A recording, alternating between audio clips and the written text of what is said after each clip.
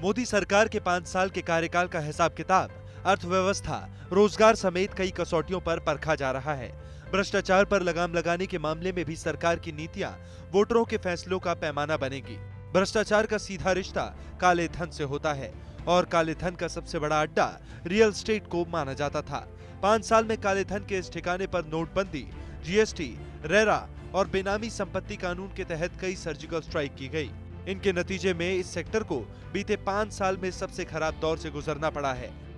देखिए, ऐसे अभी हमारा सर्वे आया है एनारॉक का कि है ना 5 साल में जो हाउसिंग प्राइस है वो 7% बढ़ा है, जो कि बहुत ही नेग्लिजिबल अमाउंट है। अगर हम कॉस्ट प्राइस इंडेक्स और इन्फ्लेशन को लें, जो कि नॉर्मली 5% पर ईयर होती है, तो आप देखेंगे ये जो 7% की ग्रोथ है वो एक्चुअली डिक्लाइन मानी जाएगी, क्योंकि 5 साल में 7% कुछ भी नहीं होता। इन्फ्लेशन को अगर दर की जो दर्ज है उसको अकोमोडेट किया जाए, उसको इवेल्युएट किया जाए।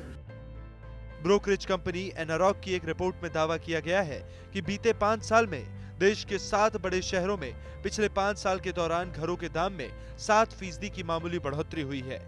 ये 7 शहर दिल्ली एनसीआर, मुंबई महानगर क्षेत्र, चेन्नई, कोलकाता, बेंगलुरु, हैदराबाद और पुणे हैं। इस दौरान घरों की डिमांड में 28% की कमी आई है, यानी 3,43,000 से घटकर 2,48,000 यूनिट्स पर प्रॉपर्टी की डिमांड बीते 5 साल में सिमट गई है। घरों की सप्लाई में भी इस दौरान 64% की कमी दर्ज की गई है। इन 5 साल में नए घरों की सप्लाई 2014 के 5,45,000 से 64% घटकर 2018 में 1,95,000 यूनिट्स रह गई। लेकिन इस रिपोर्ट्स में दावा किया गया है कि मोदी सरकार की तमाम सर्जिकल स्ट्राइक ने इस सेक्टर को पारदर्शी बना दिया है। जितने भी कदम इस सेक्टर की बेहतरी के लिए उठाए गए हैं, उनसे शुरुआत में जरूरी दिक्कतें हुई, लेकिन लॉन्ग टर्म में इनका फायदा भी मिलने की उम्मीद है। पीछे कुछ दिनों में या बोलो कुछ सालों में हाउसिंग वाले सेक्टर में रियल एस्टेट सेक्टर में कुछ कमी आई है। वहाँ पर ग्रोथ उतनी नहीं हो रही है, सेल परचेज में थोड़ी कमी आई है और गवर्नमेंट को भी कंसर्न है। गवर्नमेंट के ओवरऑल पॉलिसी फ्रेमवर्क में अफोर्डेबल हाउसिंग के प्रोविजंस में दे आर ऑल्सो कंसर्न कि ये स्लो कैसे है, इसको ठीक करने के लिए। तो government has come with certain policy frameworks और you can say some incentive, tax incentive as well. इस रिपोर्ट्स के मुताबिक मोदी सरकार के कार्यकाल में घरों के दाम में औसतन 7% की दर बढ़ी है। लेकिन अगर महंगाई दर को इससे घटाया जाए तो असल में घरों की कीमतों में कमी आई है। साफ है कि मोदी सरकार के राज में रियल एस्टेट में घर खरीदने की वापसी हुई है और निवेशकों को इससे बाहर होना पड़ा है।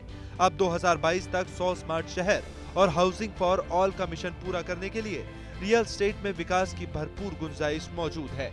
अब 2022 तक 100 स्मार्ट शहर और हाउसिंग फॉर ऑल का मिशन पूरा करने के लिए रियल एस्टेट में विकास की भरपूर गुंजाइश मौजूद है। देखना यही है कि क्या जिस तरह से योजनाओं को लेकर बेहतर तरीके से लागू करने का मौका सरकार ने गंवा दिया, अब 2022 के लक्ष्य में इस तरह की चूक करने से सरकार जरूर बच पाएगी या नहीं। आदित्य राणा के साथ दिल्ली आज तक।